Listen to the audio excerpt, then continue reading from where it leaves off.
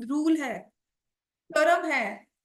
मैंने आपको इसका क्वेश्चन सॉल्व करवाया था एक्स्ट्रा में, एंड वही के उसी चीज को रिवाइज करने के लिए मैंने यहाँ टेस्ट पेपर में क्वेश्चन दिया, because then you will remember it.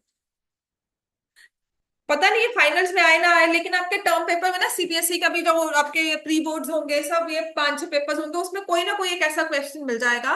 और लास्ट ईयर डीपीएस के फाइनल पेपर में, उनके डीपीएस के प्री बोर्ड्स जो भी हुए थे, उसमें एक 2 नंबर का क्वेश्चन दिया हुआ था, ये प्रूव करने के लिए प्रॉपर इसी को। Then prove that AD bisects angle BAC. मैंने आपको यहां पर इसको पैरेलल लाइन ड्रॉ करके, नोट्स चेक करना, पैरेलल लाइन ड्रॉ करके प्लस लास्ट के डेज में पैरेलल लाइन ड्रॉ की थी हमने यहां पर, और इसको फिर एक्सटेंड करके इंटरसेक्ट करवाया था। तो मान लो ये पॉइंट ई पे इंटरसेक्ट करते हैं। आपको एंगल बाइसेक्टर नहीं गिवन है, आपको गिवन है A B upon A C is same as B D upon C D, ये आपको गिवन है। हम्म तो ये एंगल 1 इक्वल टू एंगल 2 हो जाएगा, बिकॉज पैरेलल लाइंस है। एंगल 3 इक्वल टू एंगल 4 हो जाएगा, parallel lines, alternate interior angles. ठीक है, क्लियर हो गया। अब आप कह रहे हो कि अगर पैरेलल लाइन है तो B A upon A E is same as B D upon C D.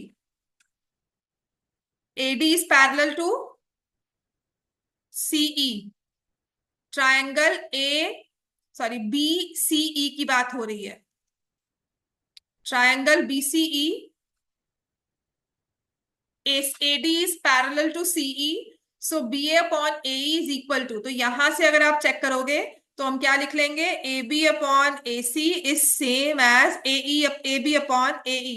AB cancel हो गया, तो AC is equal to AE।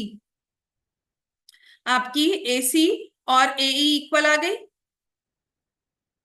ठीक है, आप उससे पहले कह चुके हो एंगल 1 एंगल 2 के इक्वल है पैरेलल लाइंस की वजह से, एंगल 3 एंगल 4 के इक्वल है।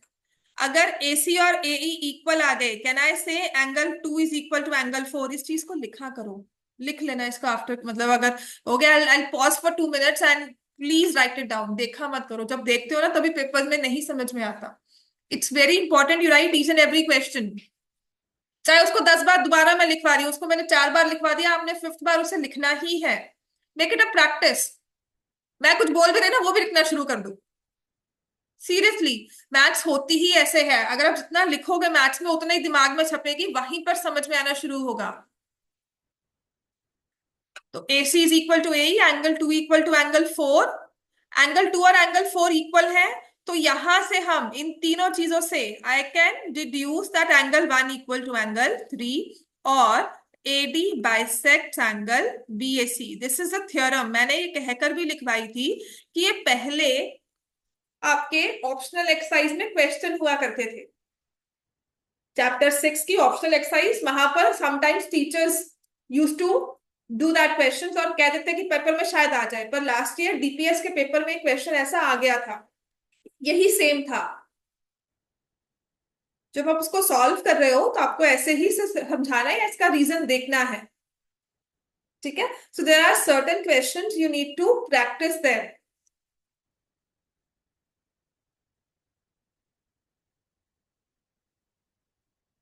पेपर इतना भी अच्छा नहीं हुआ है, पर प्लीज थोड़ा सा ढंग से देखकर इसे सॉल्व करो। सिमिलर ट्रायंगल्स लास्ट में आने वाला ही पेपर है, अभी के टर्म में नहीं आ रहा तो छोड़ो मत इसको।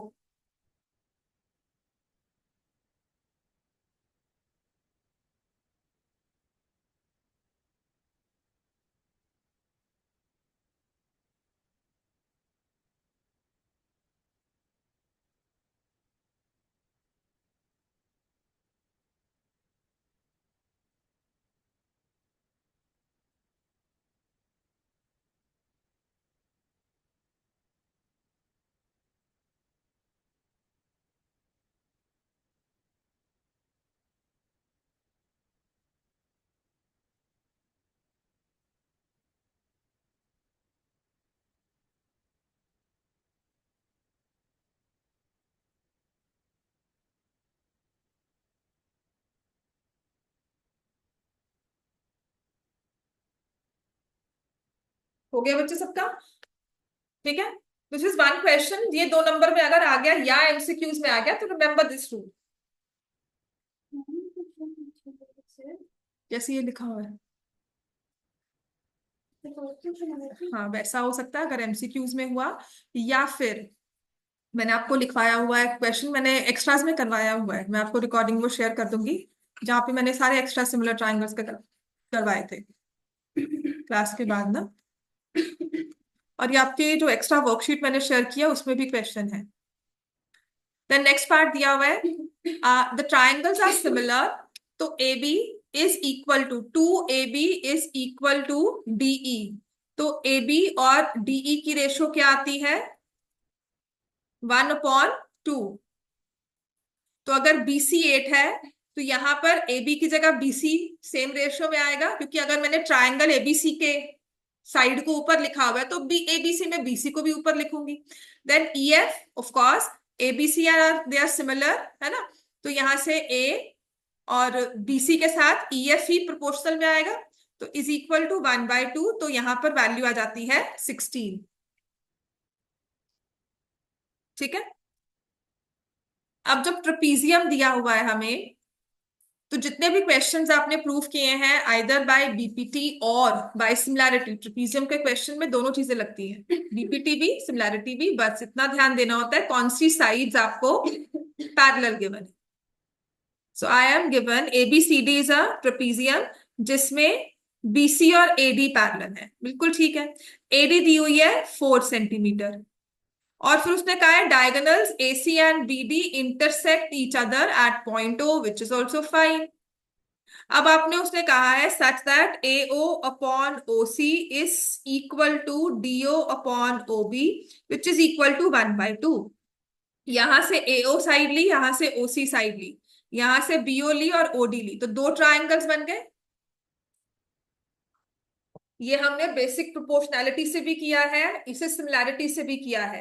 Can I say triangle AOD is similar to triangle COB, ये एंगल इसके इक्वल है बिकॉज ऑफ ऑल्टरनेट इंटीरियर, ये वर्टिकली ऑपोजिट हो गए दोनों, AOD और COB, तो ट्राइंगल सिमिलर हो गया बाय AA सिमिलैरिटी रूल। तो जो हमारी साइड्स की रेशियो है AD upon BC will be same as AO upon OC which is same as 1/2। अब अगर AD 4 दी हुई है तो BC has to be 8 centimetre.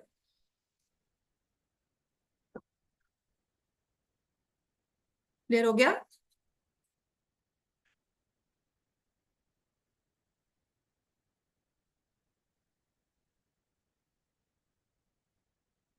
Then coming to question number 4, सहज क्वेश्चन 4 क्यों नहीं हुआ था आपसे?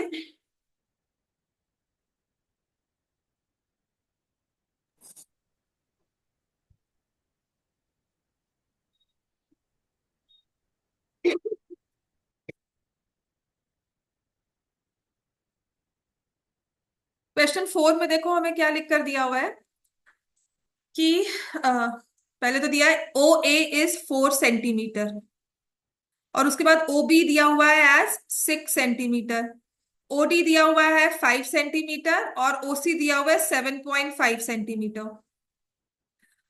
तो ट्राइंगल AOD ये वाला ट्राइंगल और BOC कौन से रूल के साथ सिमिलर होंगे?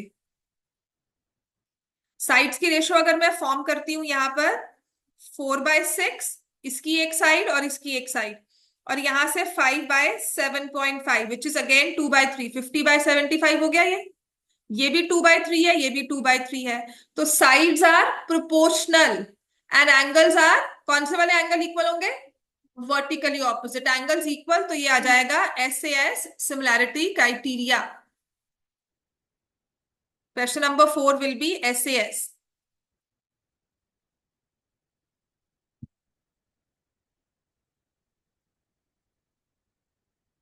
कल अगर सब आ जाते हैं तो ट्रिग्नोमेट्री ही करवाऊंगी आगे, प्लस कल थोड़ा बहुत अगर ये रह गया रिवीजन के लिए तो पहले इसको प्रॉपरली करवाऊंगी मैं।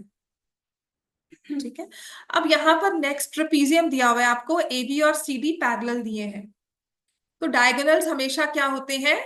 प्रोपोर्शनल।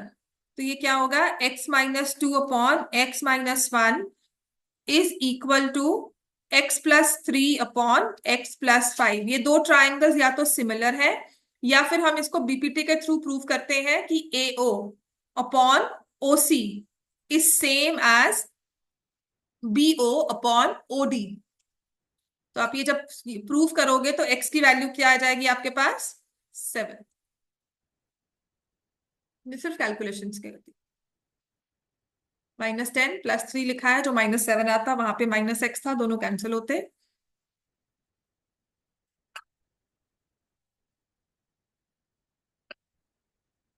अब आते हैं क्वेश्चन नंबर 6 पर।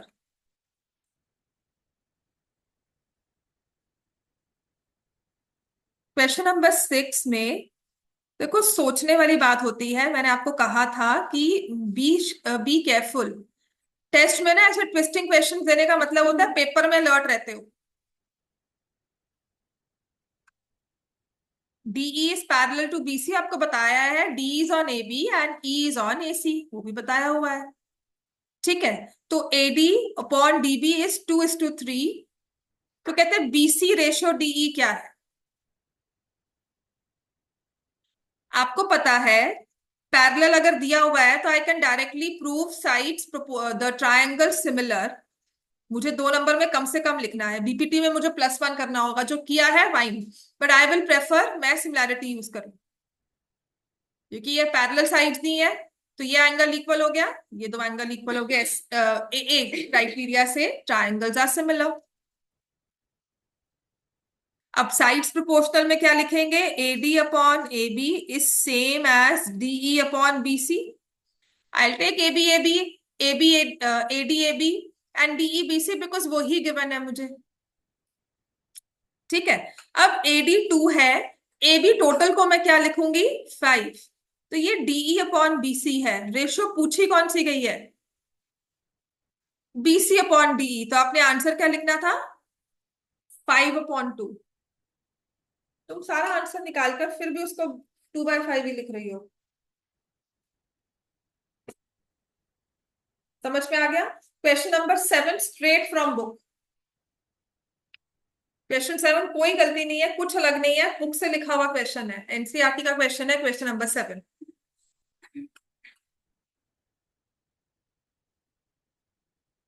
अभी वीकेंड आ रहा है, ज्यादा होमवर्क कोई नहीं है आपके लिए, मतलब मैथ्स क्लासेस यहाँ पर। सो प्लीज अपने सिमिलर ट्रायंगल्स को अच्छे से रिवाइज कर लो सारा। क्वेश्चन नंबर 7, ये दो ट्रायंगल्स हमें दिए हुए हैं, जो राइट ट्रायंगल्स हैं। पहले तो refrain from saying angle A equal to angle A common. ठीक है, आपको प्रूव करना था ट्रायंगल ABC सिमिलर। ABC कहा है तो AMP।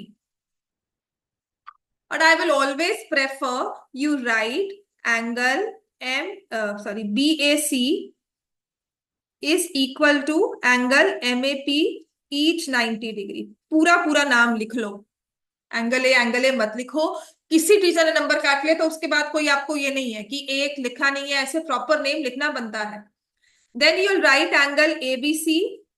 सॉरी, ये कॉमन हो जाएगा, सॉरी,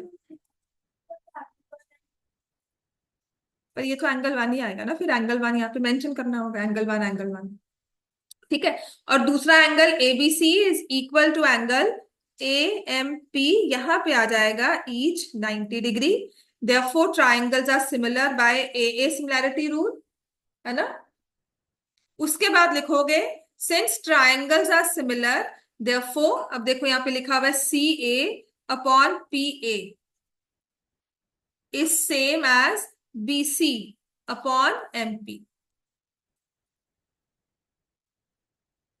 ठीक है ना। और यहाँ पे क्या लिखेंगे, CPST लिखा है तो अच्छा है, नहीं लिखा है तो आपने लिखना है, नहीं भी कुछ लिखोगे तब भी चलेगा। अगर लिख रहे हो तो corresponding parts of similar triangles book में लिखा हुआ है एक लाइन पर।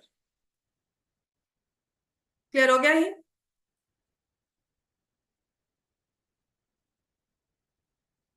क्वेश्चन 8 मेरे हिसाब से ना सिर्फ सहज का सही है, बाकी किसी ने नहीं सही किया हुआ।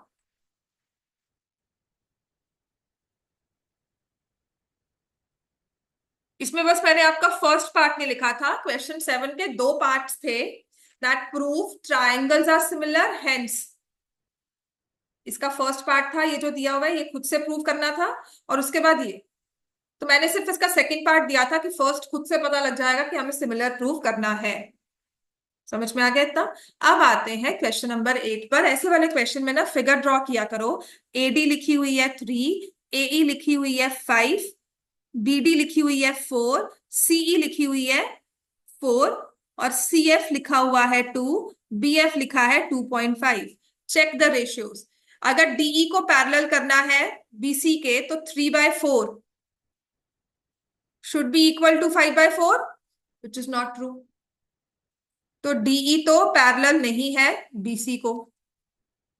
ठीक है, अब मैं क्या करती हूं, डीएफ को पैरेलल अगर लेना चाहती हूं एसी को, तो अगर डीएफ को पैरेलल लिया तो 4/3 यहां पर आ जाएगा, 2.5/2। क्या ये इक्वल आता है? कभी नहीं आता, तो ये भी पैरेलल नहीं है।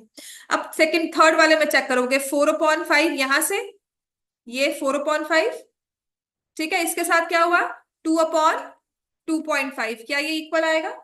यस, 2.5 ये हट गया। So that means E F is parallel to A B. जब भी ऐसा क्वेश्चन आएगा यहां पर आपकी फिगर बहुत काम आती है। Write the values over there and then you understand. और पार्ट पार्ट करके देखो कि क्या डीई और बीसी है तो कौन सी साइड्स प्रोपोर्शनल है, अगर डीएफ और एसी है तो कौन सी साइड्स प्रोपोर्शनल है, and if it's about E F parallel to A B then which sides are proportional. तो इसका आंसर सी पार्ट था, E F is parallel to A B.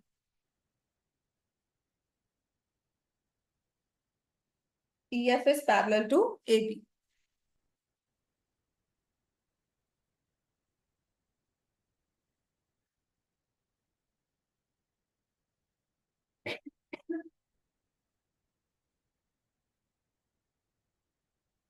Clear हो गया इतना?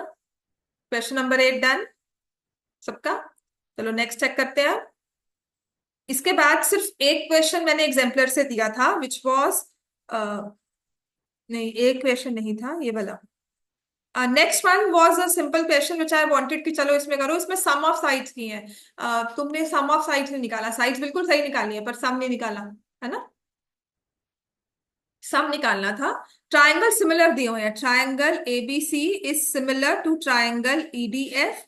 तो आप यहां से साइड्स की रेशियो लिख लोगे, AE upon ED is same as BC upon DF is same as AE AC upon EF. फिर आपको एबी की वैल्यू दी हुई है, डीई दी हुई है 12, बीसी दी हुई है हमें नहीं दी हुई, डीएफ दिया हुआ है 15, और फिर उसके बाद एसी दिया हुआ है 7, ईएफ दिया हुआ है नहीं दिया हुआ। बस बीसी और ईएफ की वैल्यू निकालनी थी बिकॉज ट्राइंगल सिमिलर है। यहां पे फिगर ना ड्रॉ करें चलेगा, it's always better to draw the figure, पर यहां नहीं ड्रॉ करते चलेगा, पर आपको क्लियरली लिखना होगा एज ए बी सी, उसके बाद साइड्स को प्रॉपरली लिखना होगा एंड देन उसमें अब यहां पर सॉल्व कर लो। तो बीसी हमारे पास आता है 6.25, नहीं बीसी आता है 75/12 which is same as 25/4। हाँ, बीसी आता है 6.25। ठीक है, और ईएफ के लिए गुरनूर ने गलती की है।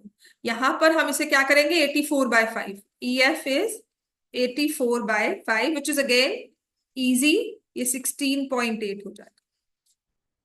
दोनों को हमें ऐड करना है और यहाँ पे लिख देना है सेंटीमीटर्स। ठीक है, क्वेश्चन 10, 11, 12 एंड 13। 13 तो बीपीटी है, बीपीटी हर बार टेस्ट में होगी। जब भी मैं सिमिलर ट्रायंगल्स का टेस्ट लूंगी आप मानकर चलना अक्टूबर नवंबर तक हमेशा एक बार बीपीटी मिलेगी, बिकॉज आई वांट कि एक ही थ्योरम है तो सितंबर टेस्ट तक ही पूरी रट्टे में आ जाए, रट्टा हो जाए। और इतना लिख लो इसको कि जब आप लिखो तो बस आंखें बंद करके भी लिख रहे हो, सुबह कोई उठाए ना आपको इंस्टेंटली और पूछे बीपीटी लिखो तो आपके पास पूरा प्रूफ हो। सीरियसली, नींद में से जगो, कभी मम्मा पूछना 2+2 क्या होता है तो आप बोल लोगे 4 होता है।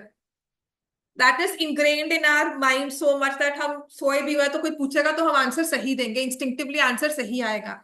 This is what I want with BPT. Chances है पेपर में आए, आपके टर्म पेपर में आए तो वहां पर सिर्फ लिख रहे हो, सोच नहीं रहे। समझ में आ गया? तो बीपीटी एक अभी के लिए मानकर चलो कि आपके टर्म पेपर्स में आ सकता है। हाँ, इस साल और लास्ट ईयर भी आई थिंक पेपर में नहीं आया, फाइनल पेपर में नहीं आई बीपीटी। बट ऐसा नहीं है कि अगर नहीं आई तो आ नहीं सकती। ठीक है, क्वेश्चन 10 बाद में करवाऊंगी, बट क्वेश्चन नंबर 11 पहले, क्योंकि ये बुक के क्वेश्चन है। 11 और 12 एग्जैक्टली बुक के क्वेश्चन है, ये तो एग्जाम्पल है सॉल्व। ठीक है, 10th वाला बाद में करवाती हूँ। Question number 11 BPT I think सबने किया हुआ है, तो एक बार मानकर चलो पेपर में बीपीटी आएगा ही आएगा किसी ना किसी फॉर्म में। क्वेश्चन नंबर 11 में ही ऐसे हमें पीक्यूआर दिया हुआ है ट्रायंगल, उसके अंदर एक छोटा ट्रायंगल और बना दिया एबीसी।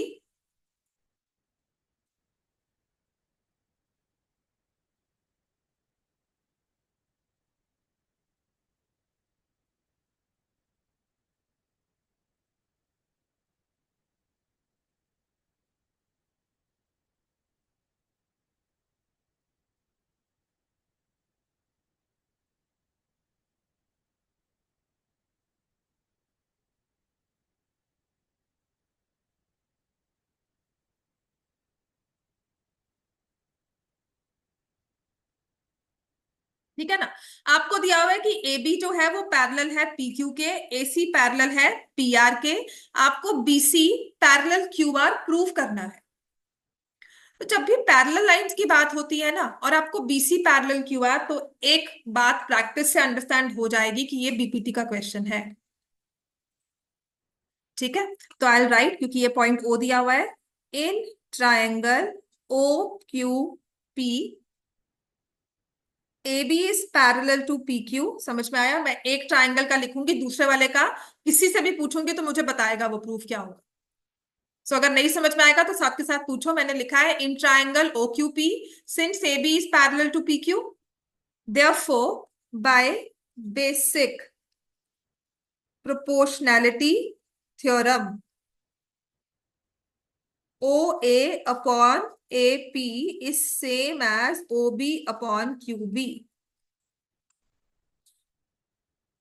समझ में आ गया ये? ऐसे ही इस चीज को हम लिखेंगे इन ट्रायंगल ओपीआर। ओपीआर में कौन सी साइड पैरेलल है बताओ मुझे दिव्यांशी? ये गिवन है ना? हाँ, अब मुझे आप बताओगे कनिष्का कि आप कौन से वाले पार्ट्स लिखेंगे। ये ट्रायंगल लिया ना, इसमें पैरेलल दिया है, तो बेसिक प्रोपोर्शनैलिटी थ्योरम कैसे आएगी अब? हम्म हम्म हम्म ओसी अपॉन चिको की बात है ना? तो यहां से फ्रॉम 1 and 2 ये वाली साइड आपकी कॉमन है ना, लेफ्ट हैंड साइड दोनों में सेम है। तो 9th में यूक्लिड किया हुआ है ना, things which are equal to same thing are equal to one another. यहाँ लिखना नहीं है, यहाँ दिमाग में और समझना है। इसीलिए हमने कहा कि ओ बी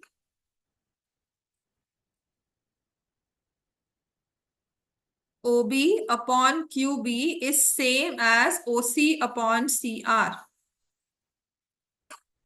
अब इसको समझो फिगर में, ये ओ बी और ये Q B same as O C, और यहां से C R. So this is, ये पार्ट ओ बी और Q B same as O C और सी आर। इसका मतलब क्या हुआ? अब आ जाएगी converse, converse of basic proportionality theorem. सहज अगर आपने ना बेसिक प्रोपोर्शनैलिटी थ्योरम यहां लिख लिया, यहां पर आपने बीपीटी तो बिल्कुल भी नहीं लिखना है, सिमिलरली कर सकते हो। यहां पे आप सिमिलरली लिख सकते हो कि अगर दोबारा मुझे रिपीट नहीं करना है वर्ड को, वो राइट? टाइम था तो जब मैंने पहली बार बीपीटी लिखा ना तो ब्रैकेट में बीपीटी लिख दिया था, मतलब पूरा हाँ, बेसिक मत लिखना प्रोपोर्शनैलिटी। पेपर, हाँ फाइनल पेपर में टाइम मतलब उसको स्किप कर दे, पर बीपीटी मत लिख, बिकॉज शॉर्ट फॉर्म्स ना ऐसे पेपर में अलाउड नहीं होती, और वहां पे नंबर कट कर लेते कि बीपीटी क्यों लिखा है। Okay ma'am. ठीक है, वहां लिखना मत। तो यहाँ bye converse of basic proportionality पर आपने लिखना है। यहाँ पर जैसे हमने ये प्रूव किया ना, तो नेक्स्ट आपका पता क्या आएगा word? In triangle O Q R, ये प्रूव कर दिया ना। फिर आप लिखोगे, नेक्स्ट स्टार्ट करोगे in triangle OQR, since OB upon QB is same as OC upon CR, दोबारा लिखना है इसको, और ब्रैकेट में लिखोगे proved above, therefore by converse of basic proportionality theorem. समझ में आई बात? Then will write BC is parallel to QR, hence proved। Clear हो गया? ये as it is question paper में आता है, कोई चेंजेस नहीं, नथिंग ऑफ दैट सॉर्ट, ये बिल्कुल as it is question paper में आ जाएगा, ये टर्म पेपर में भी, फाइनल्स में भी। क्लियर हो गया इतना? ठीक है, अब आते हैं क्वेश्चन नंबर 12 पर। टारगेट इतना है कि आपकी बुक के क्वेश्चंस आपको कम से कम सारे रटे हों। एक्स्ट्रास तभी करोगे जब आपकी बुक के क्वेश्चंस आपको क्लियर हो जाएंगे। क्वेश्चन नंबर 12 होगा, सिर्फ आपका क्वेश्चन नंबर 10 रह गया। कल पहले क्वेश्चन नंबर 10 करवाऊंगी। Basic proportionality theorem I would say फिर से फोकस करो, खुद लिखो, ठीक है, क्योंकि क्लास में करवाई हुई है। उसके बाद कल ट्रिग्नोमेट्री आगे फर्दर कंटिन्यू होगी, ठीक है। यहाँ पे ना ये एग्जांपल बिल्कुल सेम है, एक हमें ट्रायंगल कुछ ऐसे बनाकर दिया हुआ है, वैसे ही मैं बना रही हूँ, जैसे दिया ना उसमें आपके एग्जांपल में दिया था, बिल्कुल सेम वैसे ही ड्रॉ किया मैंने, कोई भी चेंजेस नहीं किए इसमें। ABC and CM is the median, और एक ऐसे ड्रॉ किया हुआ,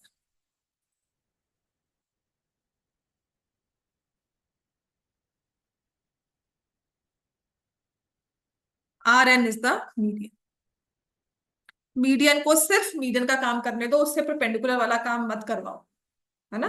वो सिर्फ मीडियन का काम करेगा, नथिंग अदर देन दिस। और उसमें लिखा हुआ है triangle ABC similar to triangle PQR।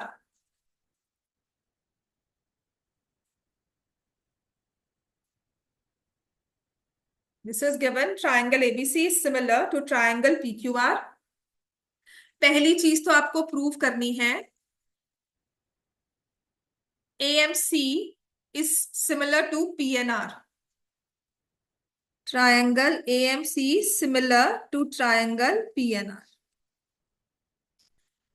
पहली बात, जब ट्राइंगल सिमिलर होते हैं तो क्या होता है?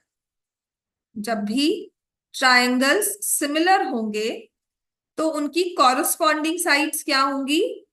प्रोपोर्शनल। कभी भी सिमिलर ट्राइंगल्स में साइड्स इक्वल नहीं होती, और अगर सिमिलर ट्राइंगल्स में साइड इक्वल हो जाए तो वो कौन से ट्राइंगल्स बन जाते हैं? Congruent triangles. समझ में आई बात? है तो हम कॉन्ग्रुएंसी की बात नहीं कर रहे हैं यहाँ पर, सिमिलैरिटी की बात कर रहे हैं, साइड्स की रेशियो सेम है, जैसे ट्रिग्नोमेट्री में मैंने कहा था, है ना। फिर रिमेंबर कि हमारे एंगल सेम रहेंगे, जो ट्राइंगल है उसका साइज बड़ा होता रहेगा, राइट। तो ये AB upon PN, BC upon NR, AC upon PR हो गया।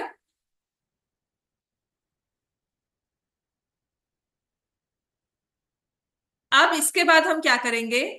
देखो मुझे CM मीडियन दिया हुआ है, बात मुझे इस वाले ट्राइंगल की करनी है, इन दो, इनको सिमिलर करना है। तो मेरे पास एंगल A और एंगल P कॉमन है, मतलब इक्वल है, because triangles are similar. So angle BAC is same as angle QPR। बड़े बड़े नाम नहीं लिखने हैं, तो यहां पर इसको एंगल 1 दे दो, एंगल 2 दे दो, या angle A equal to angle P कह सकते हैं। ट्रायंगल ABC नहीं नहीं, मतलब सिमिलर हाँ, टू ट्रायंगल PNR है, AMC भी बनता है सिमिलर। आपके टेस्ट पेपर में ट्राइंगल ABC PQR को सिमिलर है, ये गिवन है। आपने फिर वहां पे B की जगह एंगल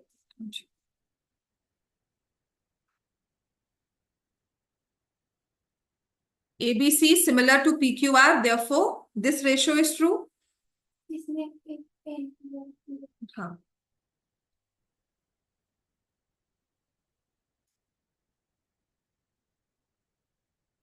अब ठीक है, ठीक है। और फिर हमें पता है एंगल A एंगल P के इक्वल होगा, एंगल B एंगल Q के, एंगल C एंगल R के। यहाँ तो कंफ्यूजन में बनता ही है, जब ऐसा लिखा जाएगा तो ऑफकोर्स गलती हुई है। तो AB अपॉन PQ, क्योंकि ट्राइंगल सिमिलर है। अब इस चीज को मैं इस वाले ट्राइंगल में, छोटे वाले में कैसे लेके जाऊंगी? तो इससे रेलिवेंट चीज तो पहले मेरी ये आती है कि एंगल ए और एंगल पी इक्वल है, तो एक एंगल मिल गया। तो या तो एक एंगल और मिले या फिर कोई साइड्स की रेशियो मिले। अब क्योंकि साइड्स की रेशियो भी गिवन है, तो इसमें एक साइड एसी आ रही है और इसमें पी आर आ रही है, तो मुझे पता है एसी और पी आर। सीएम क्या काम कर रहा है, मीडियन का, तो उसने ए बी को हाफ में कर दिया, ए बी को दो हिस्सों में कर दिया, दो आपस में इक्वल है ना। ऐसे ये भी दो आपस में इक्वल है। तो मैं ए सी की जगह, सॉरी ए बी की जगह क्या लिखूंगी, 2am। ठीक है, या हाफ ऑफ ए बी, यहां पर हाफ ऑफ किया, तो 2am is same as 2pn। ये 2 एंड 2 कैंसिल हो गया। ये आप लिखोगे कि आप बताओगे C M is the median, R N is the median, brackets में थोड़ा एक्सप्लेन करना पड़ेगा हमें, ठीक है। फिर हम लिखेंगे in triangle A M C and triangle P N R, A C upon P R is same as A M upon P N, proved above. और angle A is equal to angle P, given या proved above. अब triangle similar हो गए, similar to triangle PNR, कौन से rule के साथ, SAS, SAS similarity rule.